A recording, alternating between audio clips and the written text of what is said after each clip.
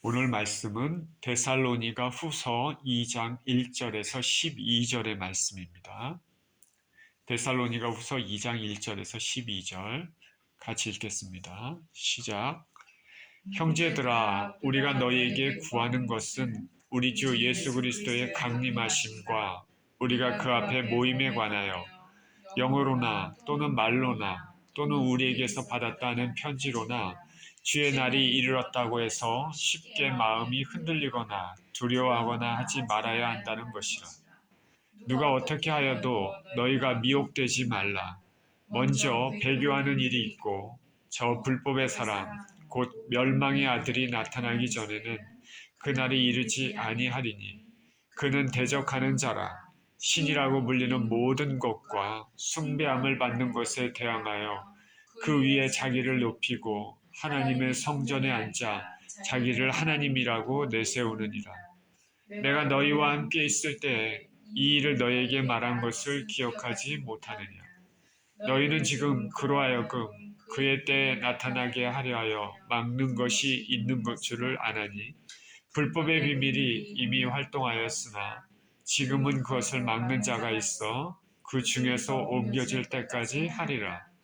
그때 불법한 자가 나타나리니 주 예수께서 그 입의 기운으로 그를 죽이시고 강림하여 나타나심으로 패하시리라. 악한 자의 나타남은 사탄의 활동을 따라 모든 능력과 표적과 거짓 기적과 불의의 모든 속임으로 멸망하는 자들에게 있으리니 이는 그들이 진리의 사랑을 받지 아니하여 구원함을 받지 못함이라. 이러므로 하나님이 미혹의 역사를 그들에게 보내사 거짓 것을 믿게 하심은 진리를 믿지 않고 불의를 좋아하는 모든 자들로 하여금 심판을 받게 하려 하심이라. 아멘. 불법한 자라는 제목으로 말씀을 나누겠습니다. 기도합니다. 하나님 아버지, 감사와 찬양을 드립니다. 오늘도 귀한 주일 주님 앞에 나왔습니다. 말씀 가운데 살아계신 주님을 만나게 하시고 말씀을 통하여서 우리 하나님을 체험하고 주의 음성을 들을 수 있는 귀한 시간 되게 하여 주옵소서. 감사드리며 우리 주 예수 그리스도 이름으로 기도합니다. 아멘.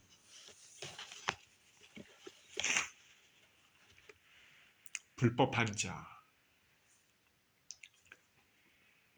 호나티우스 보나르라는 사람이 있었습니다. 그는 아침에 해가 뜨면 창문을 열고 커튼을 딱 젖히면서 주님, 이 아침에 오시겠습니까? 라고 말했습니다. 또 밤이 되면 창문을 닫으면서 주님, 이 밤에 오시겠습니까? 그는 이렇게 항상 언제든 오실 수 있는 주님을 기다리며 그 맞을 준비를 하며 그렇게 살았습니다. 주여, 지금 오시겠습니까? 당연히 모든 일에 거룩을 추구하면서 준비된 삶을 살았을 것입니다. 저와 여러분은 주님이 이 땅에 다시 오시는 그 날을 기대하며 기다리며 살고 계십니까? 우리 주 예수 그리스도께서는 2000년 전에 이 땅에 오셨습니다. 그리고 언젠가는 다시 오실 것입니다. 2000년 전에 아기 예수로 오신 예수께서는 저와 여러분의 죄를 대속하기 위해서 십자가에서 대속의 죽음을 겪으셨습니다. 사람들이 보기에는 전혀 신 같지 않았고 힘없이 무기력하게 십자가에서 피를 흘리시고 죽으시는 것처럼 느껴졌습니다. 그러나 이것은 저와 여러분의 죄를 속하기 위하여, 살리기 위하여 대속의 어린 양으로 묵묵히 죽음을 받아들인 것입니다. 그 동일한 예수 그리스도께서 이 땅에 다시 오신다고 말씀하고 있습니다. 이 땅에 다시 오실 그때는 2000년 전에 오셨던 그 모습과는 완전히 다릅니다. 이 땅에 다시 오실 때는 심판의 주로 오십니다. 그래서 이 땅에 다시 오실 때 그 주님을 간절히 사모하고 믿었던 모든 사람들을 공중에 끌어올려서 맞이하십니다. 사람들이 말하는 휴거죠. 그리고 예수님의 심판대 앞에서 각자가 행한 일에 대해 상급을 다 주시고 어린 양의 혼인잔치를 베푸십니다. 그러는 동안에 이 땅에는 남겨진 사람들이 7년 환란을 겪습니다. 특히 그 중반 이후 3년 반 이후 후반 3년 반은 대환란입니다. 대환란 때 이 땅의 사단으로부터 받는 모든 환란뿐 아니라 하늘에서 내려는 심판의 불도 내립니다. 환란이 극에 달했을 때 그 끝에 예수 그리스도께서 지상에 재림을 하시는 것입니다. 지상의 악에 대해서 심판하시는 그 날을 주의 날이라고 성경은 말합니다. 심판의 날입니다. 이 땅에 남겨졌지만은 휴거는 되지 못했지만은 이 땅에 남겨져서 예수님을 신실히 믿고 깨닫고 죽기까지 믿었던 사람들의 구원이 이루어집니다. 이와 같은 대박해의 시간에 대추수의 시간도 함께 있습니다. 이때 지금 예수님을 거부하는 유대인들 가운데 많은 사람들이 예수님을 구주로 영접하게 될 것입니다. 이와 같이 예수님은 재림하실 때 오시지만 두 단계로 오시죠. 첫 번째는 성도들을 위해서 오십니다. 휴거입니다. 공중 재림하십니다. 상급을 주시고 혼인잔치를 하시고 그 후에 7년 만에 끝날 때 심판을 위하여 성도들과 함께 거룩한 천사들과 함께 지상으로 오십니다.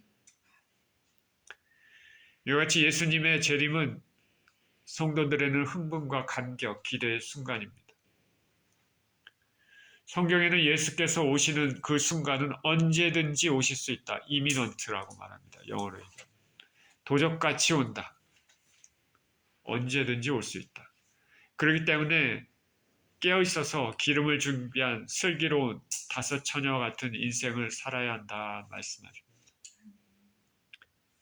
저나 여러분이나 누구도 환란에 남겨져서 우리의 신앙이 정말 진짜 신앙인가 아닌가 테스트를 받고 싶지는 않을 것입니다. 데살로니가 교인들은 바울을 통해서 예수님의 재림에 대해서 거듭거듭 들어왔습니다. 데살로니가 전서 후서 모두 예수님의 주요 주제가 예수님의 재림입니다. 이들은 예수님의 재림을 간절히 사모하고 있었는데 그런데 현재 박해를 심하게 받고 있습니다. 그래서 마음이 아주 복잡해졌습니다. 이 박해 때문에 이미 우리가 환란에 들어간 것 아닌가? 그러면 예수님께서 이미 공중 재림하셔서 우리는 휴거의 기회를 놓쳤나? 그런 의문이 생겼습니다. 본문을 읽습니다. 1절입니다. 형제들아 우리가 너희에게 구하는 것은 우리 주 예수 그리스도의 강림하심과 우리가 그 앞에 모임에 관하여 영어로나 또는 말로나 또는 우리에게서 받았다 하는 편지로나 주의 날이 이르렀다고 해서 쉽게 마음이 흔들리거나 두려워하거나 하지 말아야 한다는 것이다. 우리 주 예수 그리스도의 강림하심과 그 앞에 모임, 분명히 휴거를 말하고 있죠. 바로 데살로니가 교인들 그리고 저와 여러분들이 간절히 바라는 것입니다. 영원한 안식과 하늘의 상급 그런 것을 바랍니다. 이 땅에 남겨져서 환란, 박해를 겪고 싶지 않습니다. 그런데 데살로니가 교인들은 현재 심한 박해를 받고 있습니다. 죽은 사람도 있습니다. 이미 주의 날, 즉 예수님의 심판의 날이 이미 임했다고 이렇게 오해를 했습니다. 그리고 이것은 그들이 들은 메시지로 더욱 그런 생각이 들었습니다. 여기 보니까 영어로나 말로나 우리에게서 받았다는 편지로나 이렇게 나와 있습니다. 영어로라는 말은 누군가 하나님의 계시를 받았다라는 것이죠. 주의 날이 이미 이르렀다. 이렇게 얘기를 한 것입니다. 그리고 말로나 누군가 말로 혹은 메시지로 설교로 주의 날이 이미 이르렀다. 이렇게 잘못된 메시지를 전한 것이죠. 그리고 우리에게서 받았다는 편지로나 누군가 바울의 이름을 빌려서 권능으로 주의 날이 이미 이르렀다. 이렇게 편지를 쓴 것 같습니다. 그러니까 이런 것들 때문에 현재 당하는 박해도 괴로운데 이런 것들 때문에 이미 주의 날이 이르는 거 아닌가.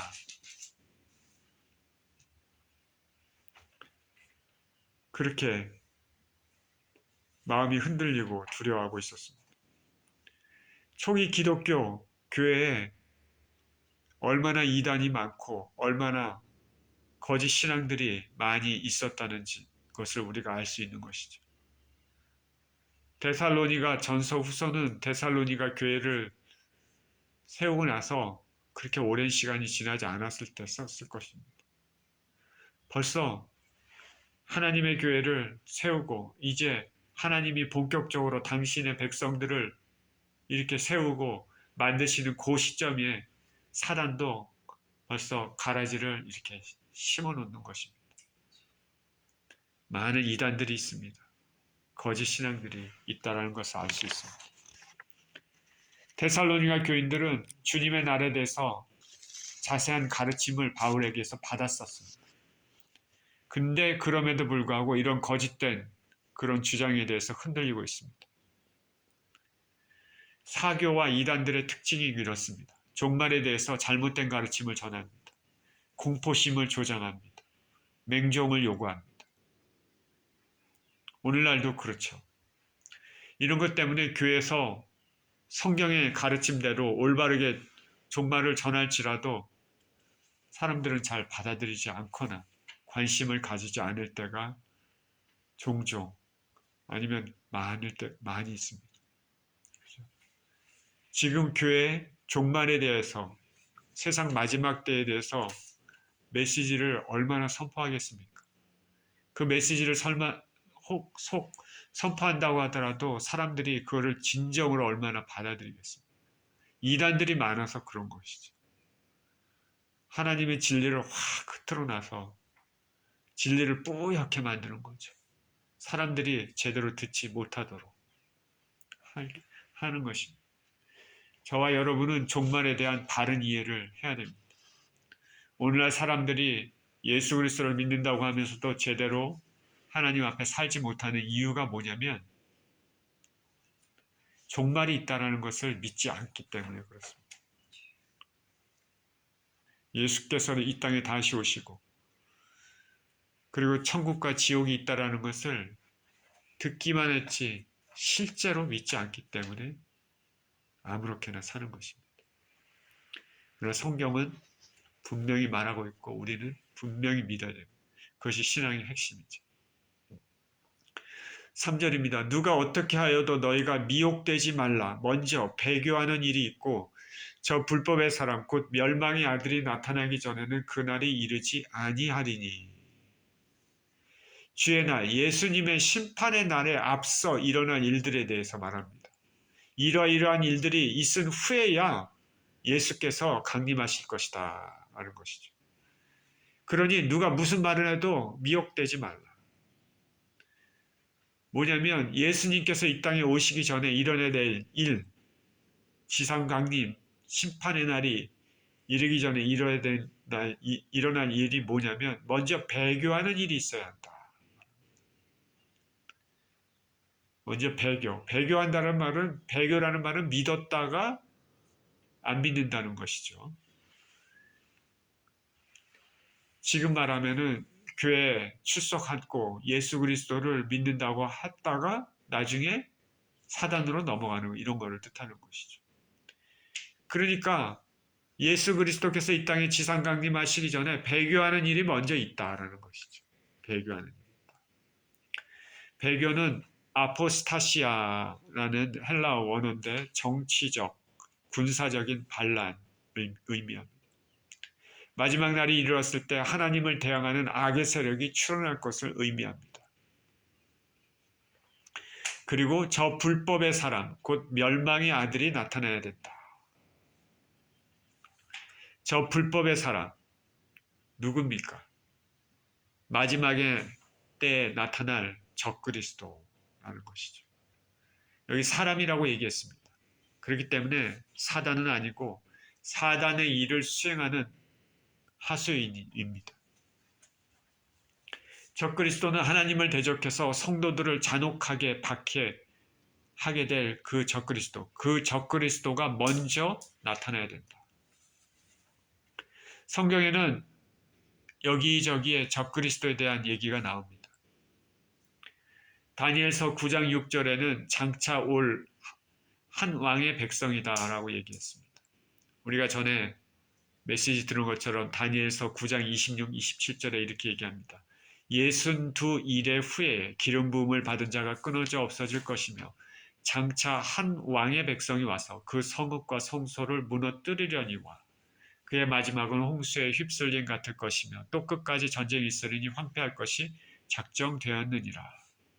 그가 장차 많은 사람들과 더불어 한 이래 동안에 언약을 굳게 맺고 그가 그 일의 절반의 제사와 예물을 금지할 것이며 또 포악하여 가증한 것이 날개를 의지하여 설 것이며 또 이미 정한 종말까지 진노가 황폐하는 자에게 쏟아지리라 하였느니라 하니라. 우리 전에 설교 메시지 들었죠. 이 적그리스도입니다. 다니엘서 7장 8절에는 작은 뿔이라는 표현으로 나와 있습니다. 작은 뿔. 이렇게 나와 있는데요.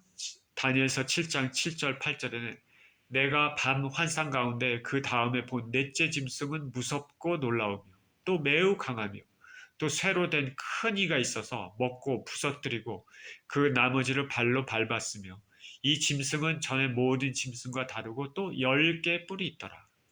내가 그 뿔을 유심히 보는 중에 다른 작은 뿔이 그 사이에서 나더니 이 작은 뿔이 적그리스도입니다. 첫 번째 뿔 중에 셋이 그 앞에서 뿌리까지 뽑혔으며 이 작은 뿔에는 사람의 눈 같은 눈들이 있고 또 입이 있어 큰 말을 하였더라. 큰 말은 하나님을 대적하는 말입니다. 그리고 우리가 잘 아는 요한계시록에서는 짐승이라고 얘기하죠. 요한계시록 13장 1절 2절에 이렇게 나옵니다.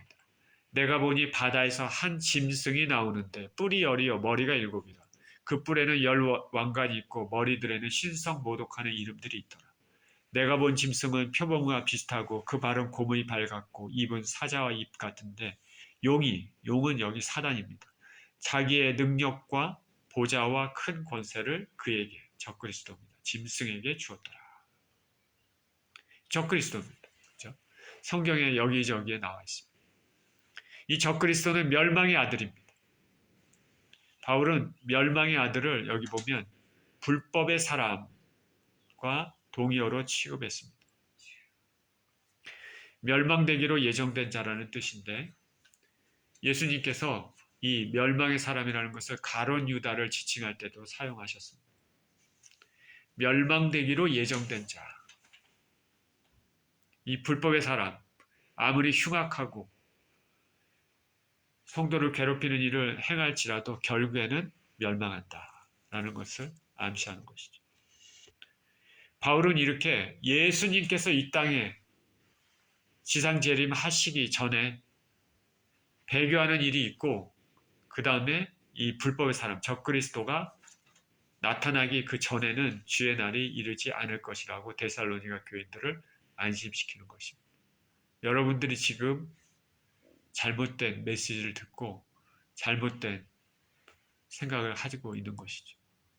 적그리스도가 나타나지 않고 아직 배교하는 일이 일어나지 않았기 때문에 지금이 주의 날은 아닙니다. 라고 안심을 시키고 있는 것입니다.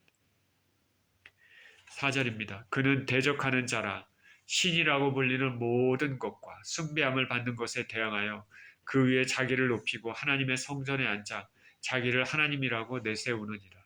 내가 너희와 함께 있을 때 이 일을 너희에게 말한 것을 기억하지 못하느냐. 적그리스도는 대적하는 자라 말합니다.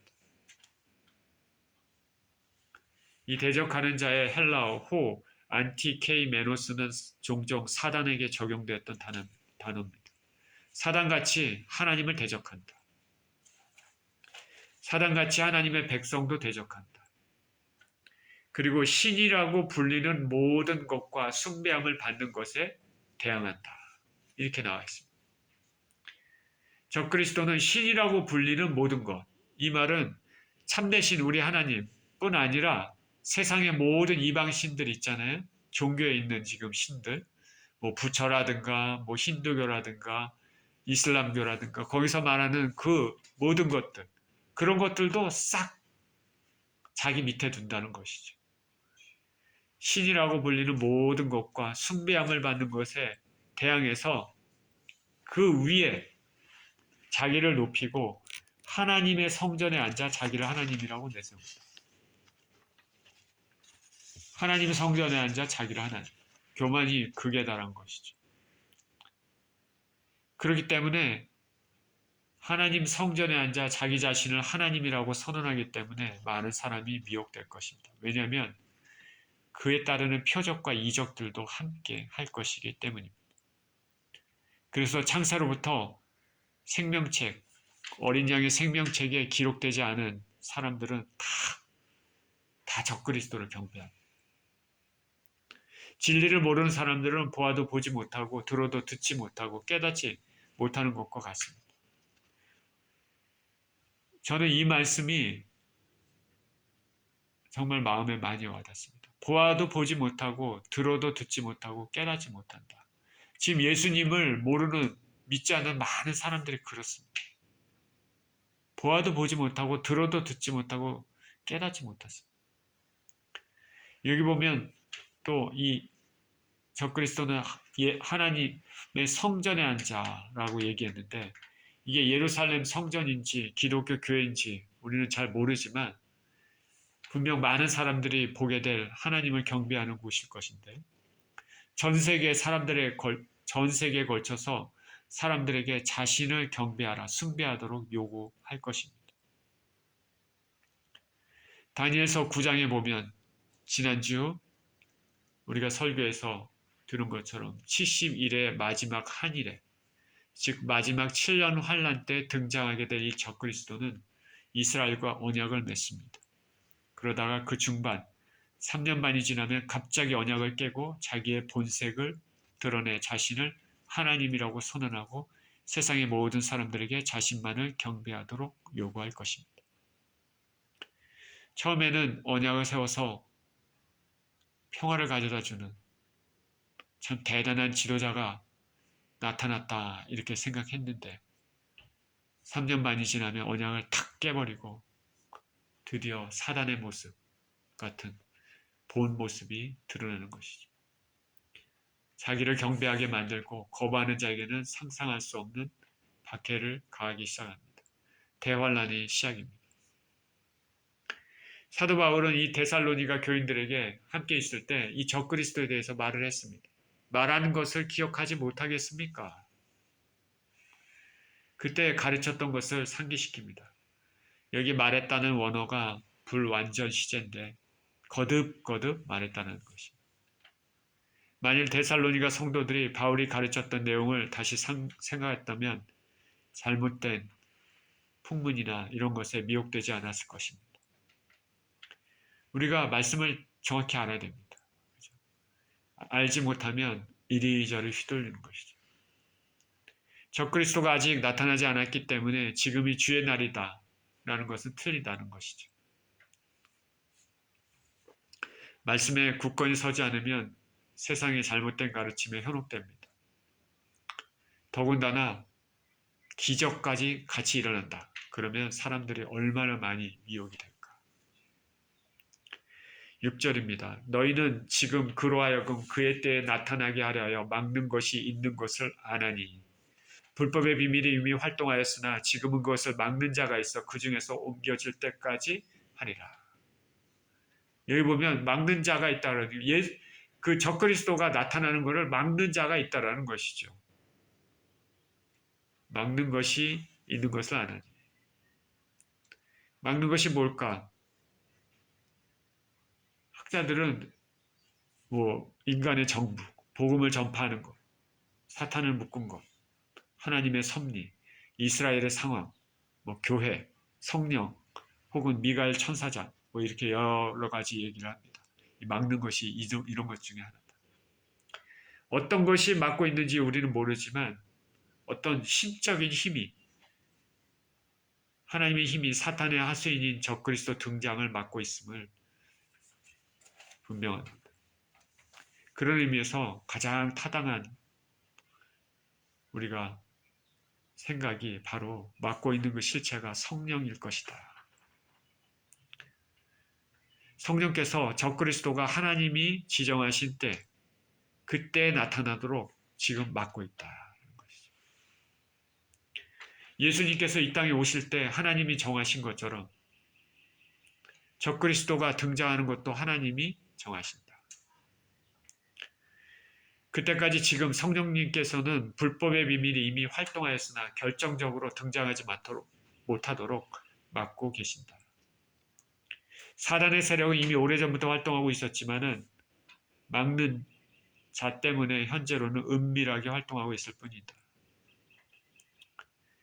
데살로니가 교회의 거짓 교사들,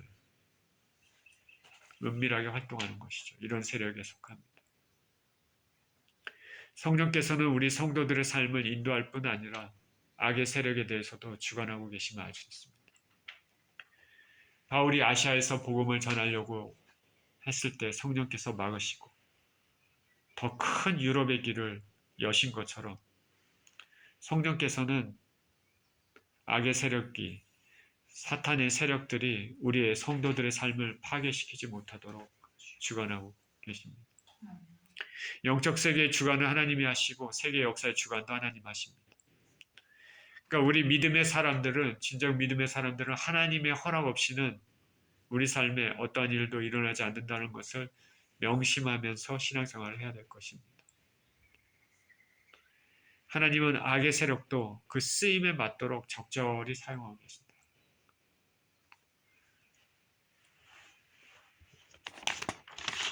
8절입니다. 그때 불법한 자가 나타나리니 주 예수께서 그 입의 기운으로 그를 죽이시고 강림하여 나타나심으로 패하시리라. 이제 그때가 있습니다. 불법한 자가 나타날 때가 있죠. 언제죠? 신령 환란의 때, 특히 환란 중간 3년 반이 지나면 본격적으로 자신의 악의 실체를 드러내죠. 그때까지는 성령께서 막고 있다. 하나님의 손이 이제 들려지면, 막는 손이 들려지면 그때까지 참았던 적그리스도의 악함이 공개적으로 강력하게 드러난다. 그는 이후 3년만 동안 전 세계에 걸쳐서 우상화 작업을 시행합니다. 수많은 사람들이 그를 추종하도록 만들 것입니다. 666 표를 통해서 경제를 컨트롤합니다. 그래서 자신을 경배하지 않으면 경제활동을 막아버립니다. 돈으로 돌아가는 세계에서, 지금같이 물질 만능의 세계에서 물질을 잡고 있으면 누구나 다 넘어지게 되어 있습니다. 요한계시록 13장에는 짐승으로 표현되는 이 적그리스도가 행하는 일이 예언되어 있습니다. 우리 1절하고 2절을 읽었는데 잘 들어보십시오. 제가 다시 읽어드리겠습니다. 내가 보니 바다에서 한 짐승이 나오는데 뿔이 10이요 머리가 7이라. 그 뿔에는 10 왕관이 있고 머리에는 신성모독하는 이름들이 있더라. 내가 본 짐승은 표범과 비슷하고 그 발은 곰의 발 같고 그 입은 사자의 입 같은데 아까 용은 사단이라고 그랬죠. 용이 자기의 능력과 보좌와 큰 권세를 그는 짐승입니다. 그에게 주었더라. 이 바다에서 나오는 짐승, 적그리스도죠. 바다는 세상 나라, 세상 민족입니다. 그의 머리 하나가 상하여 죽게 된 것 같더니 그 죽게 되었던 상처가 나음에 온 땅이 놀랍게 여겨 짐승을 따르고, 우리는 잘 모르지만 적그리스도가 나타나서 어떤 이렇게 죽게 되었다가 갑자기 다시 부활하는 것처럼 이런 기적이 일어나죠. 그러니까 사람들이 그것을 보고 놀랍다 생각하고 짐승을 따릅니다. 이 사단은 항상 여기서 보면 알겠지만은 하나님이 하시는 것을 모방합니다.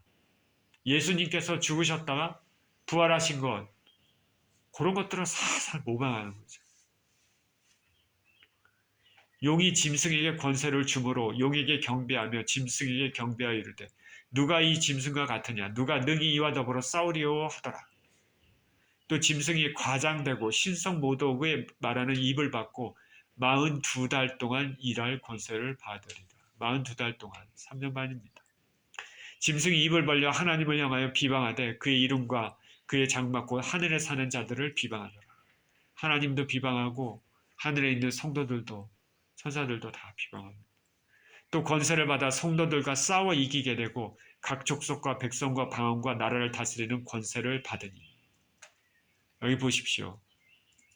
적그리스도가 나타났을 때 이 땅에 남겨진 사람들, 그래도 예수 그리스도를 믿는 사람들, 그 성도들과 싸워서 이기게 된다. 이기게 된다는 것은 그들의 신앙을 완전히 뺏는다. 그래서 결국 자신을 경배하게까지 만든다. 그런 것이 아니라 예수 그리스도를 믿지 못하도록 갖은 핍박을 당한다는 거죠. 한다는 겁니다. 죽임을 당한 어린 양의 생명책에 창세 이후로 이름이 기록되지 못하고 이 땅에 사는 자들은 다 그 짐승에게 경배하리라. 여기 나오죠. 누구든지 귀가 있거든 들을지어다. 사로잡힐 자는 사로잡혀갈 것이요 칼에 죽을 자는 마땅히 칼에 죽을 것이니 성도들의 인내와 믿음이 여기 있느니라. 이 10절을 읽어드렸는데 여기 한 절에 많은 내용이 있어요. 사로잡힐 건 사로잡힌다. 체포되죠. 감옥에 갇혀서 얼마나 고통이 받을까. 칼에 죽을 자는 마땅히 칼에 죽을 것이니 죽임을 당할 자는 또 죽임을 당한다. 그러면서 성도들의 인내와 믿음이 여기 있다.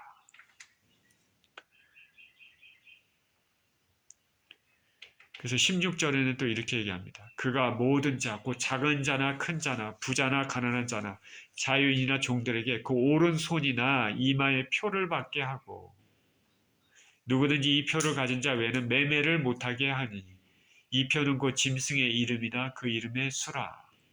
지혜가 여기 있으니 총명한 자는 그 짐승의 수를 세어보라.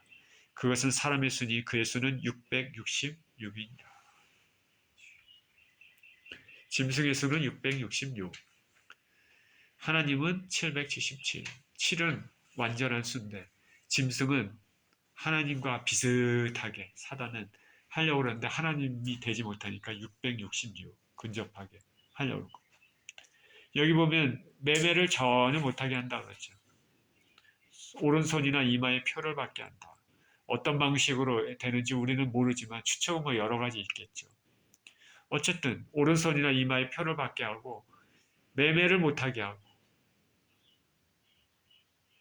매매를 못하게 한다는 것은 경제생활을 막아버린다. 먹고 살 길이 막막하다. 그러니 어떻게 살겠을까? 그렇죠? 마지막 환란의 때 하나님께서는 그래서 택하신 자들을 위하여 그날을 감하셨다. 3년 만으로 한정하셨다는 것이죠.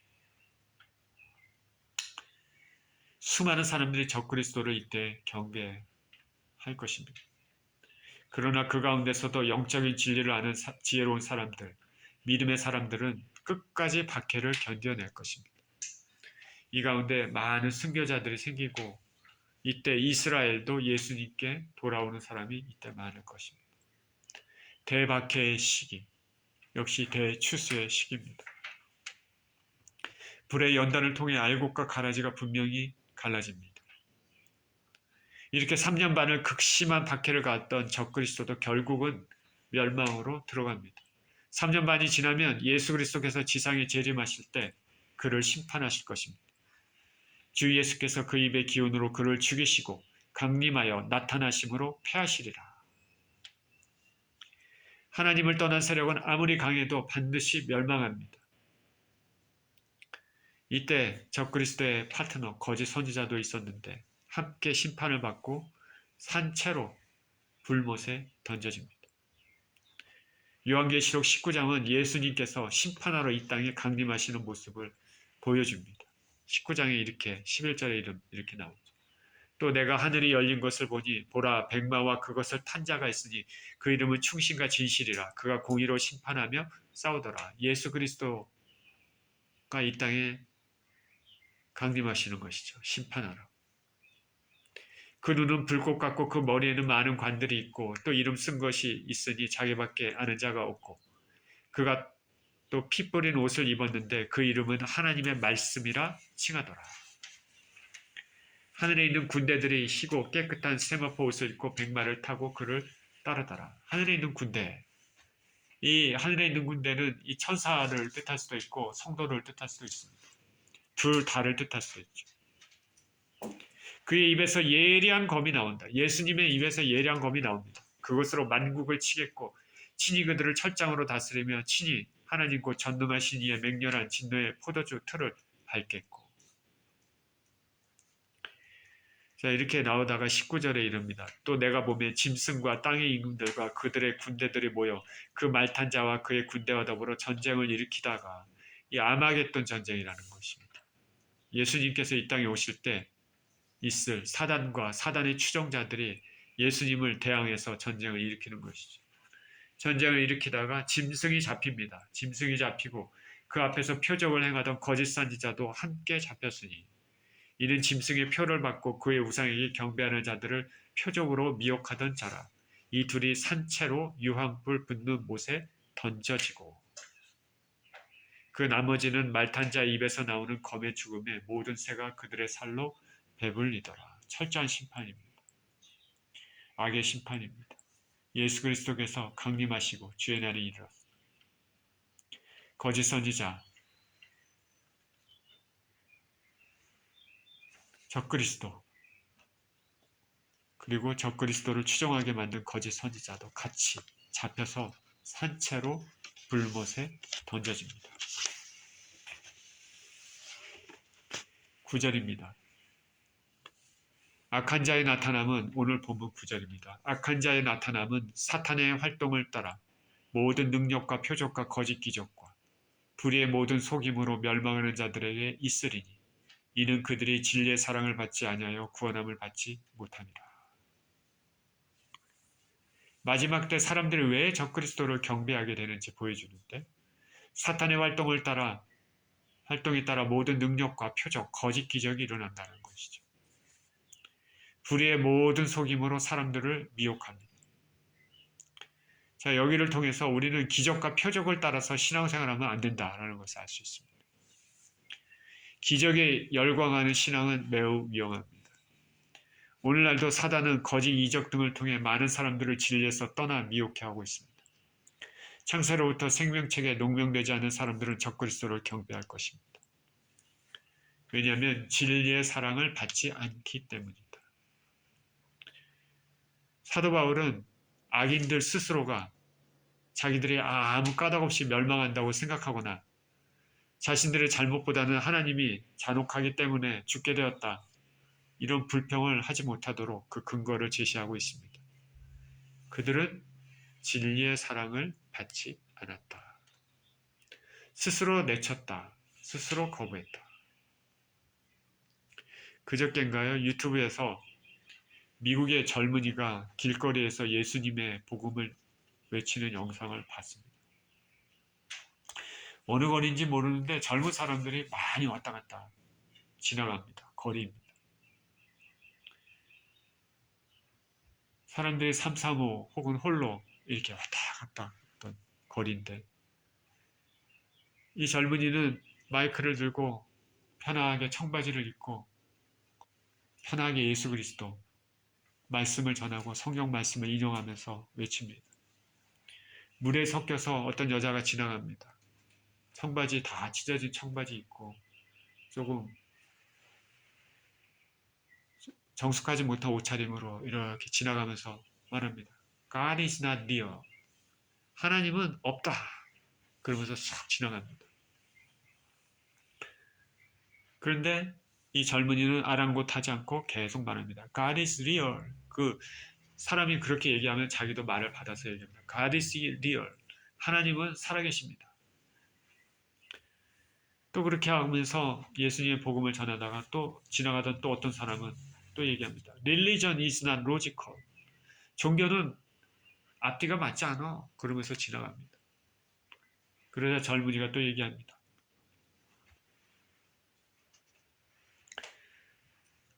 I am not talking about religion. I am talking about Jesus. 이렇게 얘기합니다. 나는 종교를 얘기하는 것이 아니고 예수님을 얘기하고 있다. 청년이 참 대견하죠. 편하게 청바지 차림으로 마이크를 잡고 지나가는 사람들을 향해서 듣든지 아니 듣든지 외칩니다. 몇몇 사람들은 그 말씀에 수긍하며 격려하고 지나갑니다. 자, 그것을 보면서 예수님의 생명의 복음을 듣지 않고 멸망하는 사람들은 그 자신의 죄 때문에 멸망하는 것이죠. 진리의 사랑을 스스로 받지 않기 때문입니다. 자, 우리가 세상이 참 악하고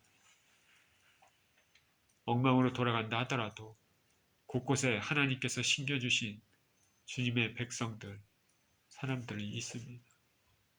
참 아름답습니다. 하나님 보시기에 얼마나 사랑스럽고 좋겠습니까?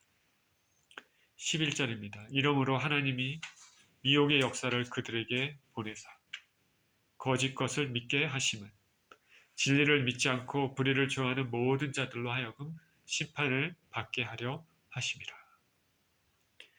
진리를 거부한 자들의 운명을 구체적으로 말합니다. 진리를 거부한 자들에게 하나님께서는 미혹의 역사를 그들에게 보낸다. 예수 그리스도를 믿지 않고 받아들이지 않는 사람에게는 미혹을 보낸다는 거죠.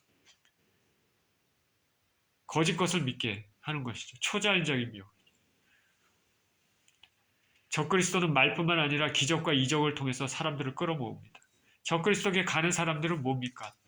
예수 그리스도를 믿지 않고, 그러니까 하나님께서 그냥 내버려 두시고 미혹의 역사를 그들에게 보낸다고 얘기하고 있죠. 결국 이들의 결국은 심판입니다. 하나님은 진리를 따르는 사람에게는 보호하심과 영생의 은혜를 주시지만 진리를 따르지 않는 사람에게는 더욱더 미혹을 믿게 하여 심판을 받게 하십니다. 사단과 적그리스도, 거짓 선지자들은 진리를 거부한 자들이 심판을 받기 위한 도구로 사용됐습니다. 하나님께서는 모든 사람이 구원을 받기를 원하십니다. 하나님은 모든 사람이 구원을 받기를 원하십니다. 그런데 스스로 진리를 거부하는 자들에게는 그들 스스로의 선택에 의해서 버림을 받고 심판을 받습니다. 선택의 자유가 주어진 인간 영혼. 우리가 참을 선택할 수도 있고 거짓을 선택할 수도 있습니다. 우리가 예수 그리스도를 선택할 수도 있고 사단을 선택할 수도 있습니다. 로봇가 아니죠. 굉장히 귀한 존재입니다. 그러나 선택에 대한 책임은 스스로 져야 된다. 예수님을 통해 구원을 주시는 하나님의 은혜의 선물을 거부하는 것은 스스로 구원의 길을 차버리고 스스로 심판받기를 원한 것이다. 그날에 내가 몰라서 그랬습니다. 할 수 없다는 것이죠. 저와 여러분은 우리의 자유의지로 진리를 선택해서 영생의 복을 누리기를 축원드립니다. 지금도 두 팔 벌려서 환영하시는 예수 그리스도께 달려나가야 될 것입니다. 자유의지를 가지고 우리는 영생을 선택할 수도 있고 영벌을 선택할 수도 있습니다. 오늘 본문은 마지막 때 등장할 적그리스도에 대한 말을 하고 했습니다. 데살로니가 교인들은 아직 적그리스도와 그가 행한 일들이 일어나지 않았음에도 현재 박해 때문에 이미 주의 날이 임한 것으로 오해했습니다. 우리는 말씀을 잘 알아야 되고 그렇지 않으면 언제든지 세상의 거짓된 것들로 인해 미혹될 가능성이 있습니다. 성경 말씀을 통해 마지막 때에 일어날 일들을 자세히 살펴보고 잘못된 유혹에 빠지지 말아야 됩니다. 또한 항상 자신을 살피고 회개와 믿음으로 깨끗함을 입어서 그날에 주님을 맞을 준비를 할 수 있어야 되겠습니다. 이러한 삶을 사시는 저와 여러분 모두 되시기를 예수 그리스도 이름으로 축원드립니다. 기도합니다. 하나님 아버지 감사합니다. 오늘은 마지막 때 일어날 일들 적그리스도에 대해서 살펴보았습니다. 이 세상에 악이 흉흉하고 적그리스도가 마지막 때에 등장하더라도 우리 주님께서는 이 땅에 오셔서 그 모든 악을 멸하시고 적그리스도와 거짓 선지자들을 불못에 던져버릴 것입니다. 하나님 우리 아버지, 많은 사람들이 적그리스도를 따르게 될 것이지만 주님의 신실한 백성들은 끝까지 주님을 의지할 것입니다.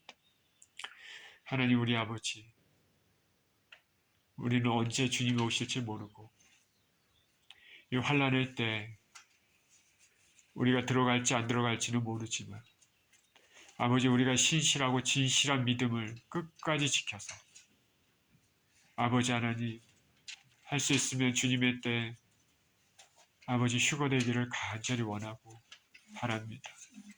아버지 우리가 신실하고 진실한 믿음으로 우리 하나님을 믿고 의지하며 이 땅을 살아가고 당신의 영원한 나라에 들어갈 수 있도록 축복하여 주옵소서. 감사드리며 우리 주 예수 그리스도 이름으로 기도합니다. 아멘.